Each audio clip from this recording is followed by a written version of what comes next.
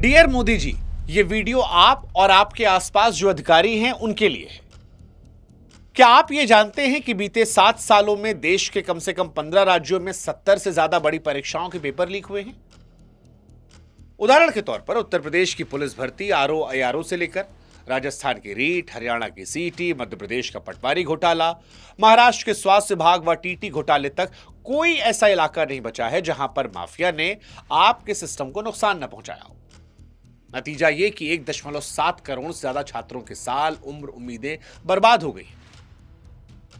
मोदी जी, साल 2025 में आप हरिद्वार देख लीजिए, वहां पर यूके एसएससी का पेपर लीक हो जाता है। करीब 1 लाख युवाओं का भविष्य खतरे में पड़ गया। कर्नाटक में पेपर व्हाट्सएप पर बिक रहा था। हरियाणा के सोनीपत में सीआईएसआर यूजीसी नेट की परीक्षा से एक दिन पहले पेपर बाहर आ गया, व्हाट्सएप पर धड़ल्ले से बिका। 2026 की शुरुआत में भी बीपीएससी टीआरई 3.0 और ओडिशा पुलिस भर्ती में माफिया गिरोहों की जांच और गिरफ्तारी से हुई।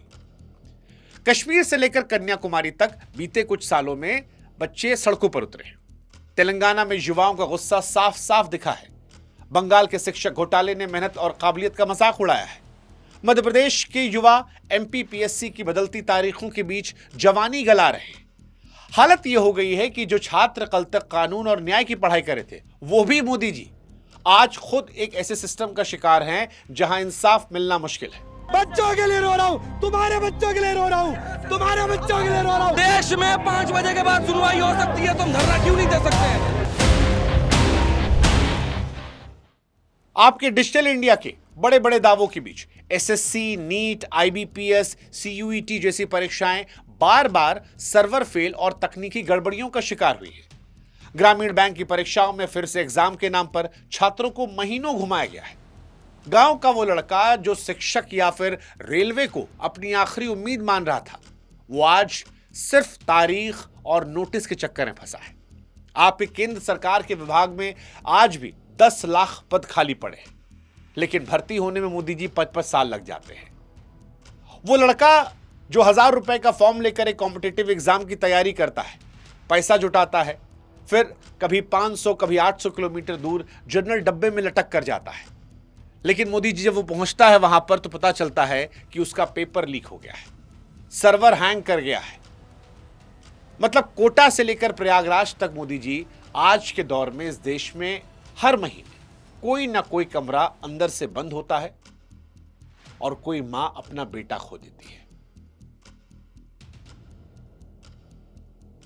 लेकिन इन सब के बीच में मोदी जी, आपकी सरकार की प्राथमिकता पेपर लीक को रोकने, खाली पद को भरने, माफिया पर सख्त कार्रवाई करने, इन सब की जगह यूजीसी के जरिए कॉलेजेस में जाति को औजार बनाना जरूरी समझती है।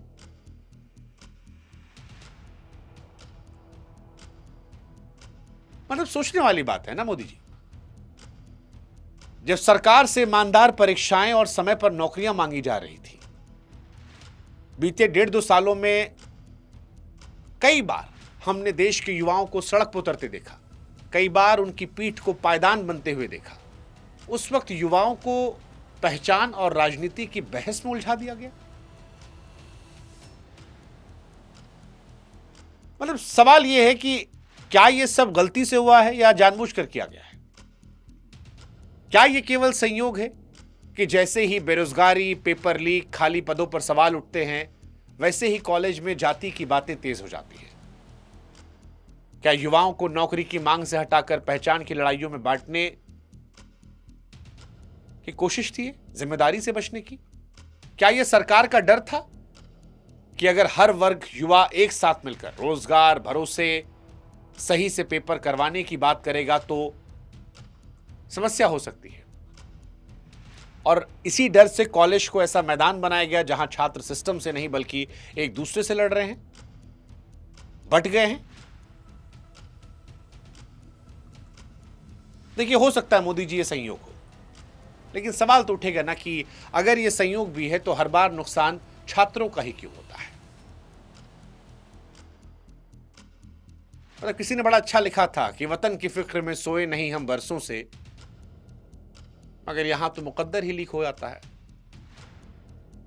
हालांकि जब मैं युवाओं की बात कर रहा हूं और ये सवाल उठा रहा हूं तो आपकी सरकार के कुछ समर्थक तुरंत हमको ज्ञान देने आ जाएंगे कि भाई साहब आपने कई सारे एग्जाम्स की बात की है जो राज्यों के विषय हैं, उसमें मोदी जी क्या कर ले।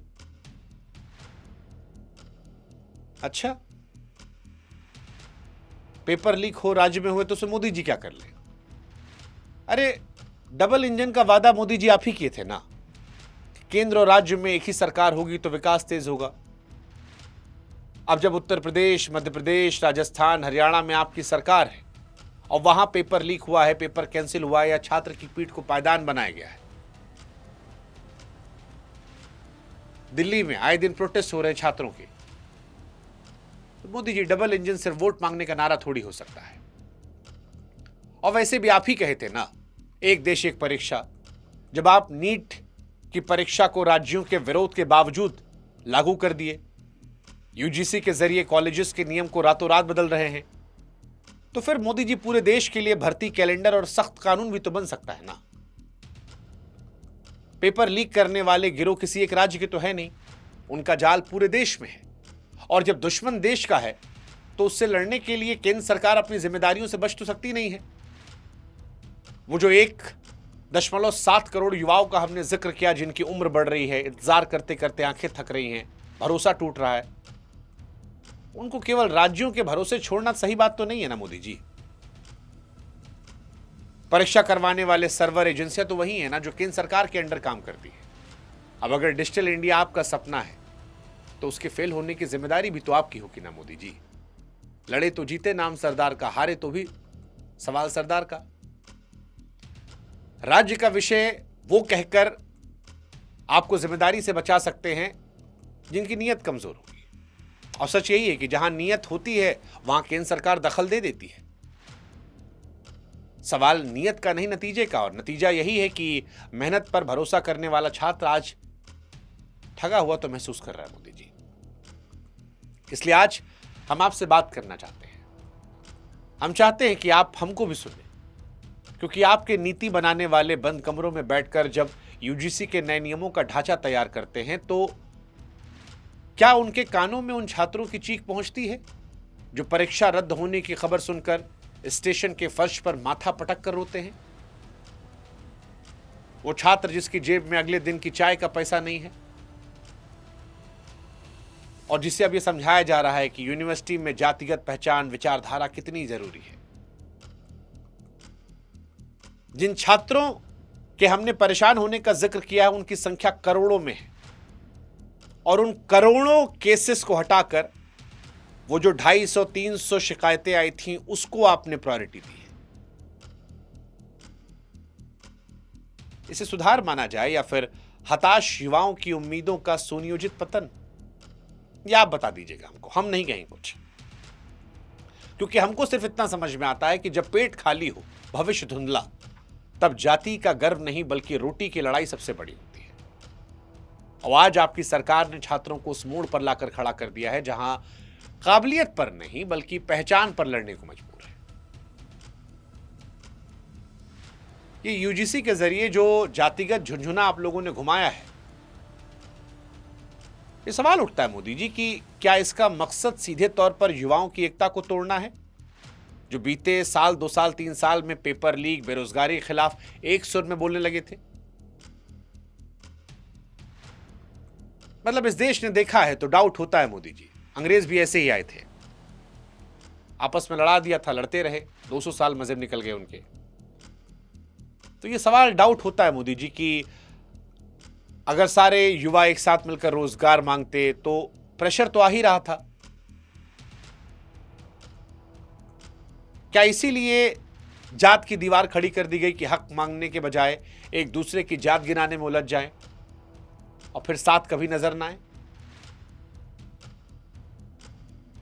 देखिए, यूजीसी का इस्तेमाल आज उन संस्थानों को राजनीति का अखाड़ा बनाने के लिए किया गया जो कभी अपनी मर्जी आजादी से चलते थे। रिसर्च के विषयों से लेकर प्रोफेसरों की भर्ती तक हर चीज आज विचारधारा के ठप्पे पर है। शिक्षा के मंदिर को विचारधारा की फैक्ट्री बना दिया गया है। जिन युवाओं को दुनिया के बाजार में काबिलियत दिखानी थी, अब कैंपस की गलियों में पहचान बचाने की लड़ाई में झोंक दिया गया है। क्या आपके सलाहकारों ने बताया नहीं मोदी जी कि जब यूनिवर्सिटी में सवाल पूछना बंद हो जाता है तो देश का नुकसान हो जाता है।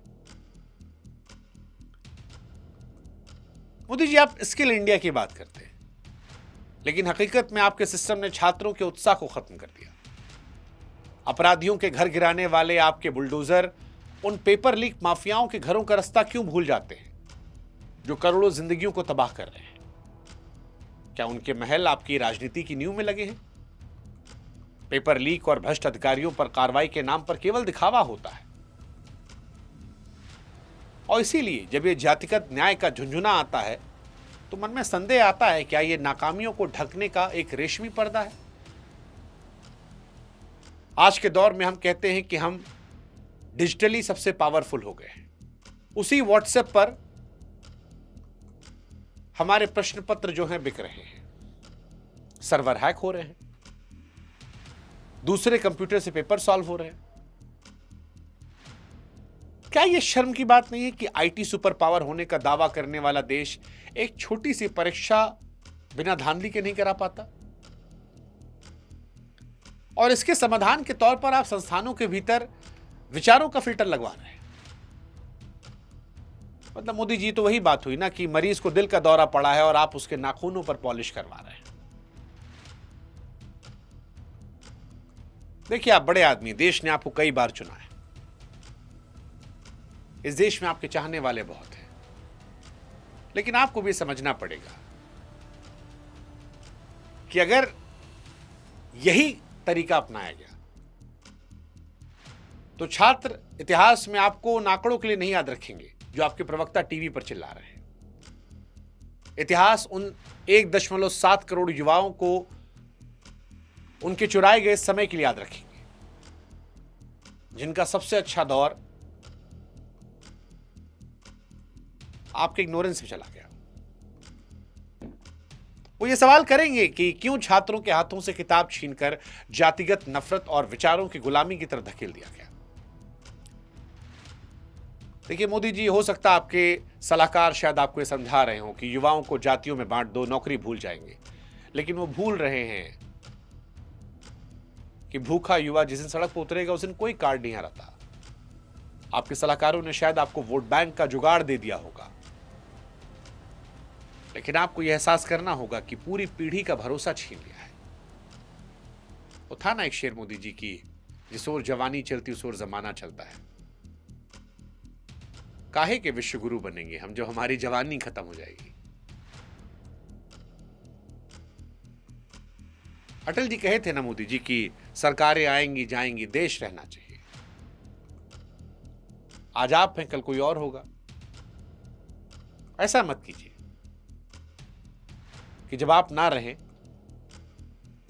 तो देश का भविष्य भी ना रहे।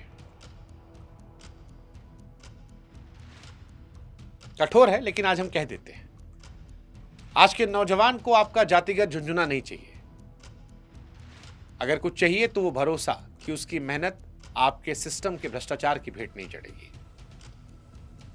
और ये शिक्षा का संकट नहीं है, प्राथमिकताओं का संकट है मोदी जी। अगर युवाओं को आप वोट बैंक की नजर से देखेंगे तो उनके असली दर्द को आप राजनीति से ढकेंगे, और तब तक सुधार की बात करना भी बेमानी है। समझना यह पड़ेगा कि झुंझुने से पेट नहीं भरता साहब, पेट भरता है रोजगार से, सम्मान से। भीख थोड़ी ना मांग रहे छात्र, यही तो कह रहे हैं ना कि मेहनत कर रहे हैं, साल भर पढ़ाई लिखाई करते हैं, पेपर देने जाते हैं। ईमानदारी से पेपर हो जाए, ईमानदारी से सिलेक्शन हो जाए, ईमानदारी से वांट निकल जाए, कितना इंतजार करेंगे? सोचिएगा। हमारे गोंडा में एक शायर थे, बड़ा अच्छा कह गए थे कि तुम्हारी फाइलों में गांव का मौसम गुलाबी है, मगर ये बातें झूठी और दावा किताबी है।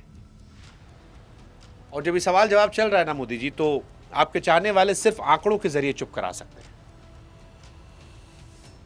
लेकिन आप भी जानते हैं।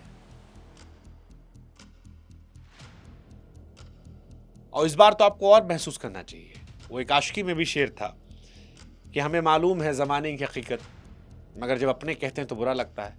इस बार तो आपके कई अपने भी हैं जो खुलकर कह रहे हैं गैरों के लिए ना सही, अपनों के लिए, और जो आपके अपने सोशल मीडिया पर हंगामा मचाए हैं, सही मुद्दों पर जोर लगा दीजिए। इतिहास में आप अजर अमर हो जाएंगे। छोटी छोटी बातें भी देश याद रखता है। मौका है, समय है, सत्ता है, ताकत है, ईश्वर ने आपको दिया है। जोर कहां लगाते हैं ये आपका विषय है। हमारी तरफ से 140 करोड़ भारतीयों के दिल की जो बात थी वो हमने आपके लिए रख दी। बाकी इस देश का भविष्य और आपका भविष्य में इतिहास आपके अगले कदम पर तय होगा। जय हिंद, जय भारत, नमस्कार।